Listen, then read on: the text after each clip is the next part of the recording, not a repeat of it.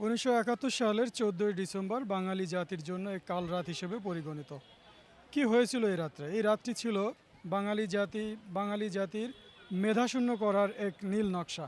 পাকিস্তানি হানাদার বাহিনী 14ই ডিসেম্বর আহ, বাংলাদেশের ডাক্তার, ইঞ্জিনিয়ার, সাংবাদিক সহ অসংখ্য মেধাবী বিশ্ববিদ্যালয় শিক্ষক সহ যাদেরকে চোখ বেঁধে এখানে নিয়ে এসে নির্মম অত্যাচারের পরে হত্যা করেন, যার ফলশ্রুতিতে এই জায়গাটি শহীদ বুদ্ধিজীবী স্মৃতিস্তম্ভ নামে পরিচিত।